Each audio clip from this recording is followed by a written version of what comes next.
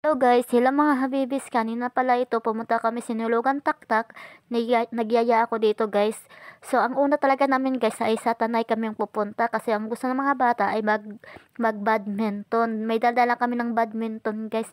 Pero naisipan ko pala na dito na lang sa hinulugan taktak kasi last year pa ako nakapunta dito. So, second time ko na itong pumunta guys kasamang mga anak ko. So, ayan guys. Ayan pala ang pinagmamalaki ng Antipolo ang Falls. Ayan guys.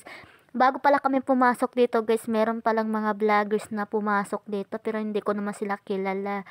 So, ang sabi ng anak, ayan guys, may nagsumba pala dito. Sabi ng anak ko guys, kilala daw nila yung vlogger na yun kasi mayroon daw anak sila basta yung ganun guys. So ang anak guys, gusto namin sumakay dito guys kaso sabi ng lalaki ay ano daw, para sa mga buntis lang daw to at may mga babies siguro. So, ayan, nagbadminton na lang yung mga bata dito, guys. So, kasi hindi nilang na-enjoy ang lakad, o, diba? So, ayan lang tamang ano lang to, guys. Tamang picture, video, ganun lang.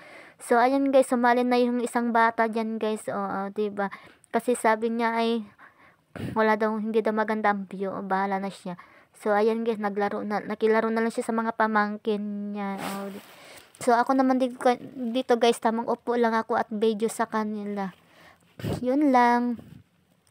So, ayan guys, after namin dyan guys, ay pumunta kami sa Robinson. Ayan dito guys, nakita nyo guys, may nagtitikwando dito guys. So, ayan lang guys, na masarap sigurong tingnan yung may anak ka dyan nagtitikwan, tapos nananalo ng ng medal, o diba? So, tamang video lang ako dito guys kasi yung mga anak ko ay pumunta pa sa isang tindahan ng bumili ng mga yung tawag ng mga lomo cards ba. Tsaka yung photo album na lagayan ng mga yung parang Blackpink ba yun? Ay, hindi ko alam guys. Yan ang mga videos namin dito sa Antipolo guys.